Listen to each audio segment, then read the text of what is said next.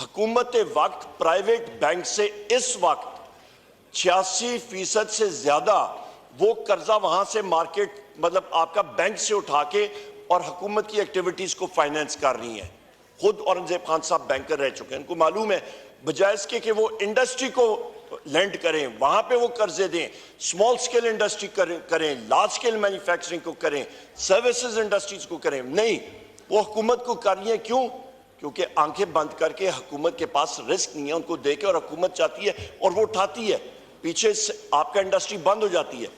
आप जनाब स्पीकर सर्वे आप फिगर्स ले लें, एक साल में प्राइवेट सेक्टर क्रेडिट, जो कर्जा प्राइवेट सेक्टर को, निजी शोबे को दिया जाता है बैंक्स की तरफ से, 86% उसमें कमी आई है।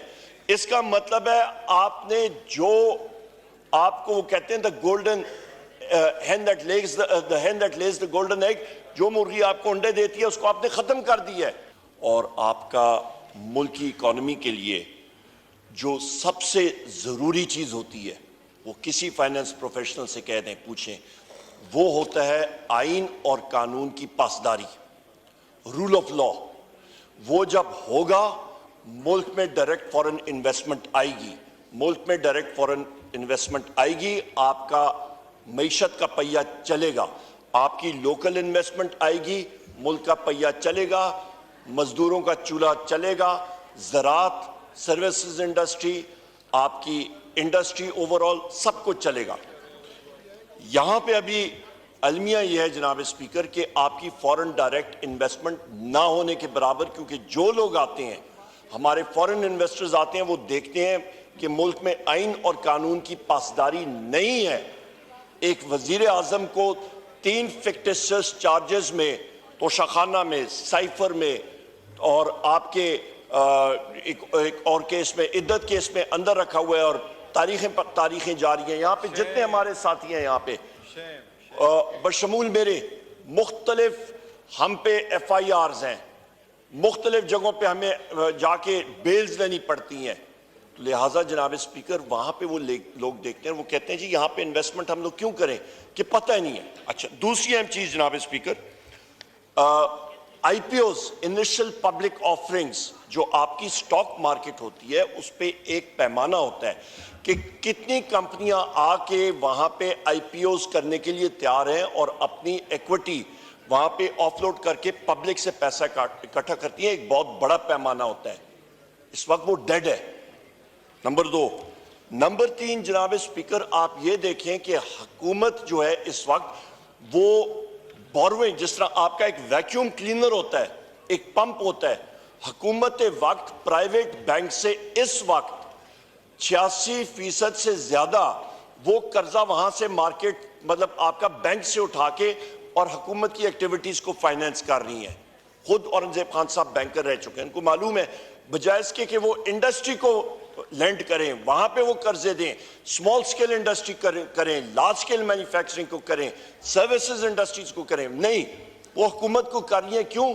क्योंकि आंखें बंद करके हुकूमत के पास रिस्क नहीं है, उनको देके और हुकूमत चाहती है और वो उठाती है, पीछे से आपका इंडस्ट्री बंद हो जाती है। आप जनाब स्पीकर सर्वे आप फिगर्स ले लें, एक साल में प्राइवेट सेक्टर क्रेडिट, जो कर्जा प्राइवेट सेक्टर को, निजी शोबे को दिया जाता है बैंक्स की तरफ से, 86% उसमें कमी आई है।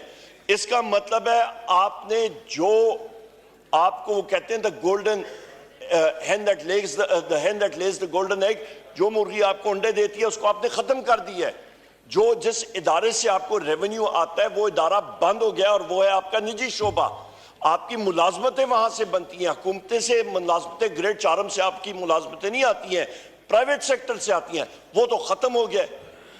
सोने पे सुहागा जनाब स्पीकर, आप आ जाएं ज़राअत पे, वहां पे जनाब वाला जो पॉलिसी अभी जो 16 रुपए की रोटी, अभी मेरे साथ चले जाएं पिंडी के किसी बाजार में, साहिवाल में चले जाएं, विहाड़ी में चले जाएं, गुजरांवाला, गुजरात, लाहौर, किधर 16 रुपए की यूनिट। एक दूसरा आपने करप्शन के लिए एक अजदार शुरू कर दिया है और यही वजह है जनाब स्पीकर कि इस पॉलिसी की वजह से आपका आड़ती और आपका मिडलमैन जो है वो किसानों से वो किसानों से गंदम खरीद के अपने पास रख लेगा और कल को कहेगा जिस वक्त गंदम की शॉर्टेज होगी, रोटी इस वक्त 16 रुपए की नहीं मिलेगी, ये रोटी आपकी जाएगी तकरीबन 25 और 30 रुपए से ऊपर जाएगी।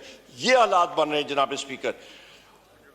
एक और चीज बात की है अफराज-ए-ज़र। जनाब स्पीकर देखें, यहां पे इस वक्त बैंकिंग सेक्टर जो है, जब ये पैसे दे रहे, ये नोट छाप, स्टेट बैंक जो है ये अपने इकोनॉमिक अफेयर्स मिनिस्ट्री, मैं फेडरल मिनिस्टर रह चुका हूं, आखिरी 2 मिनट आपसे चाहूंगा, जो कर्जे इन्होंने गवर्नमेंट ऑफ पाकिस्तान ने बैरूनी कर्जों की पेमेंट्स करनी है, उसके लिए आपके लिए पैसा आ नहीं रहा। करंट अकाउंट डेफिसिट की जो हम लोग बात करेंगे जी हमारा कम हो गया है, वो इसी उसकी बुनियादी वजह कम होने की है कि हम लोग अपनी एक्सपोर्ट ज्यादा नहीं कर रहे हैं, एक्सपोर्ट्स आपकी डेड है।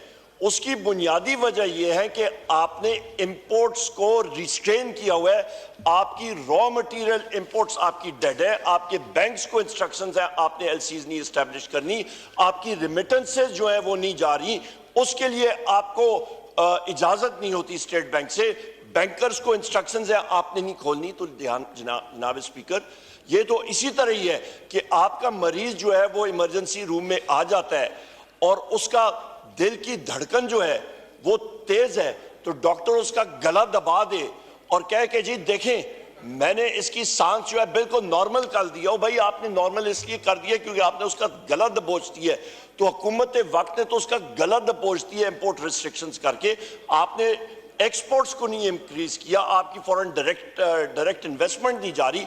सऊदी डेलीगेशन आया यहाँ पे, बड़े फैनफेयर से आया, हम लोगों ने वेलकम किया, पर at the end of the day वहां पे इन्वेस्टमेंट्स इसलिए नहीं हो रही हैं क्योंकि वो देख रहे हैं, वो पहले ये अवाम फैसला करने के अवामी लोग हैं, हमेशा ये इसको सपोर्ट करते हैं, आगे बात नहीं जाती। मैं प्रैक्टिकल एक तजवीज दे रहा हूं, देखिए सुप्रीम कोर्ट तक बात गई, मुशर्रफ साहब के दौर में फिर उस पर फुल स्टॉप लगा दिया गया।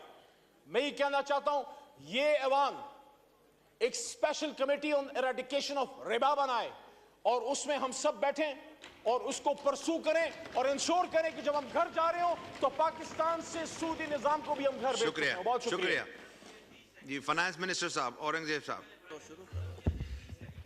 आई थिंक काफी पुरजोश तकरीरें, नहीं सॉरी जवाब आने देना, अब जवाब आने दें प्लीज सर, थोड़ी देर तशरीफ रखिए, जवाब आ जाए उसके बाद देखते हैं, जवाब आ जाए। ये देखिए जी, बहुत पुरजोश तकरीरें हुई हैं और by the honourable members of the national assembly, तो मुझे बात समझ नहीं आ रही कि ये किस चीज़ पे तकरीरें हुई हैं। एक डिसीजन हो चुका है, वो शरिया कोर्ट का डिसीजन है, उसका एक इम्प्लीमेंटेशन टाइम फ्रेम आ चुका है, और अगर ये ऑनरेबल मेंबर्स मुझे ये बता दें कि banking industry is it moving in that direction और नॉट, और ये मुझे खुद पता है कि पिछले साल कितनी ब्रांचेस जो हैं वो कन्वेंशनल ब्रांचेस से इस्लामिक ब्रांचेस में कन्वर्ट हो चुकी हैं। तो there is a certain time frame जिसके मुताबिक हम ये चीज़ें लेकर जा रहे हैं, उसमें लेजिस्लेशन भी है, उसमें और भी सारी चीज़ें हैं, and this is about the domestic economy. और डोमेस्टिक इकोनॉमी के अलावा we are connected with the global economy. तो इस वक्त जो डोमेस्टिक इकोनॉमी है, जो एक कोर्ट का डिसीजन है, उसका implementation time frame is 5 years, और उसके मुताबिक जो है under the State Bank auspices and the Ministry of Finance auspices we are moving in that direction. तो मुझे समझ नहीं आई कितनी जो पुरजोश तकरीरें हुई हैं वो तो व्हाट एंड व्हाई पे होती हैं ना, तो व्हाट एंड व्हाई वाला तो वक्त गुजर चुका है, अब तो डिस्कशन है on the how part of it, and that is what is being implemented as we speak. तो मैंने तो ये आया था कि जी दिस हाउस में discuss the economic situation in the country, तो ये तो एक डिसीजन है विच इज अंडर इम्प्लीमेंटेशन, इस पे हमने 10, 15, 20 मिनट लगा दिए हैं, and I don't understand why. तो मैं अब स्पीकर साहब आपकी इजाजत से अब मैं थोड़ी सी इकोनॉमी में बात करना चाहता हूँ जी, क्योंकि ये आपका ऑर्डर था और इस हाउस का ऑर्डर था। तो देखिए ये साल हम जहाँ शुरू हुए हैं is in a much better position than way we were last year. जो फिस्कल पोजीशन है अल्लाह का शुक्र है, उसमें हमारे सरप्लसेस हैं, और उसमें जो करंट अकाउंट का नंबर है, डेफिसिट जो है वो सरप्लस में कन्वर्ट हो चुका है। मार्च के नंबर कल स्टेट बैंक ने वो इशू किए हैं। जो हमारे फॉरेन एक्सचेंज रिजर्व्स हैं वो $3.4 बिलियन पे जा चुके थे, which is equivalent to 15 days of import cover. वो अल्हम्दुलिल्लाह इस वक्त $8 बिलियन पे हैं, और वो भी हमने जो यूरो बॉन्ड की पेमेंट की है जो पिछले हफ्ते की है, एंड आई एम सॉरी वो अभी भी इंटरेस्ट पे ही उसका दारोमदार है कि because we are connected with the global economy, उसका हम कुछ नहीं कर सकते, जो मर्जी हम कर लें। तो अभी तक तो वो सिस्टम है in terms of the global economy, और $8 बिलियन का रिजर्व है। इस हफ्ते तक इंशाल्लाह जो नेक्स्ट ट्रांच है 1.1 बिलियन डॉलर की, वो भी आ जाएगी। तो ये जून का जो महीना है उसमें ये fiscal year will wrap up between 9 to 10 billion dollars, which is equivalent to 2 months of import cover. उसके अलावा जो स्टॉक